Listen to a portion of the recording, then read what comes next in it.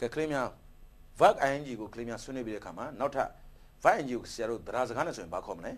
present participle ခေါ်မှာအဲ့တော့ present participle တက်လို့ရှိရင်ကလေးများ past participle လည်းတက်ရမယ် past participle ဆိုတာဘာလို့ EDN တော့မဟုတ် V3 ကိုခေါ်တာပါအဲ့တော့စာကြောင်းမှာ EDN တော့နဲ့ V3 နဲ့ရေးထားတဲ့စာကြောင်းတွေတွေ့ရင်ဘယ်လိုအဓိပ္ပာယ်တွေပြောင်းသွားမလဲဆိုတာဆရာတို့လေ့လာကြည့်အောင်ဟဲ့မှာ I saw a boy beaten by his mother နဲ့ she's my please ဆိုပြီးနှစ်ကြောင်းဆရာရေးထားတယ်ကဖတ်ကြည့်ပါအောင်ဗျာ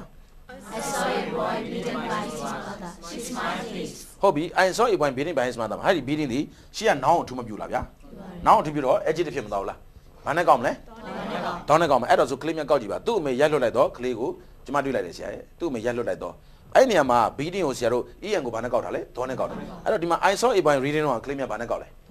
ဒေါ်နဲ့ကောက်တယ်ဒါဆိုရင်ဒီမှာလဲ adjective ဒီမှာလဲပဲ adjective အိုင်းကြီးလဲ adjective EDN လဲ adjective ဒါပေမဲ့ဘာဖြစ်လို့အဲ့လိုပြောင်းသွားတယ်လဲဆိုရင်ဒီမှာဆရာပြောပြမယ် I saw a boy reading မှာစာဖတ်တာကောင်လေးဖတ်တာလားကောင်လေးအဖတ်ခံရတာလား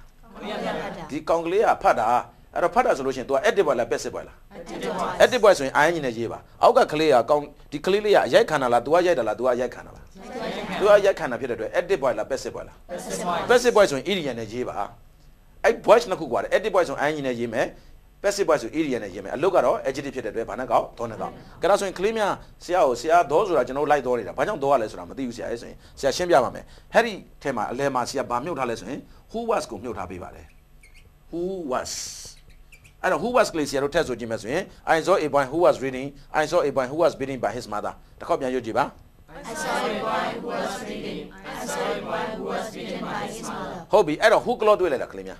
အဲ့ who ကလောဒီရှေ့က noun ကိုထူမပြူလားအဲ့တော့ရှေ့က noun ထူပြတော့ဘာကလောအဲ့ဒီလောဆိုဘာနဲ့ကောက်ဘယ်ရောက်သွားတော့ဘတ်ကိုတော့ဆိုတော့ဒီမှာ reading နဲ့ beating ပဲအဓိကပတ်လေအဲ့ reading နဲ့ beating ကိုပဲဆရာတို့ beating ကိုပဲဘာနဲ့ကောက်မလဲတော့နဲ့ကောက်အဲ့တော့ who was ပါတီဖြစ်စေမပါတီဖြစ်စေအဓိပ္ပာယ်ပြောင်းလဲမှုရှိလားမရှိဘူးဒါကြောင့်မလို့ဆရာ who was ကိုဖြုတ်ပြီးတော့ဒီတိုင်းချုပ်ပြီးရေးလိုက်တာလည်းရပါတယ်ဒါဆိုရင်ဒါ adjective ရဲ့သဘောမြင်သွားပြီလားဟုတ်ပြီကဲဒါဆိုရင်နောက်ခုဒီမှာဆိုရင်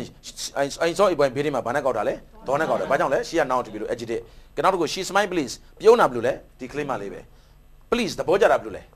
သူပဲတယောက်တည်းမလားတပြိုင်တည်းမဖြစ်ဘူးလားတပြိုင်တည်းဖြစ်တယ်ဆိုလို့ရှင်ဘာနဲ့ကောက်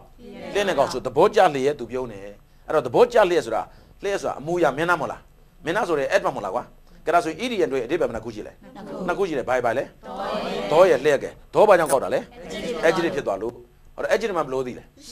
ရှေ့က noun ထူပြီး adjective ပေါ့ကဲဒါဆိုရင် adjective မဟုတ်ဘူး तू ကရှေ့က verb ကိုထူပြနေဆိုရင် तू ဘာဖြစ်သွားလဲ adverb ဖြစ်သွားပြီ adverb ဆိုရင်ဘာနဲ့ကောက်လျက်နဲ့ကောက်ဘာကြောင့်လျက်နဲ့ကောက်တာလဲမင်းသားအမူအရာပြလို့ဖြစ်ပါတယ်ကဲဒါဆိုရင် EDN တွေအဓိပ္ပာယ်ဘယ်နှစ်ခုလဲနှစ်ခုဖြစ်ကြအောင်တွေ့ရမယ်ဘာလဲဒေါ်ရဲ့လျက်ကဲဒေါ်လို့ကောက်တာ adjective ပါလျက်လို့ကောက်တာ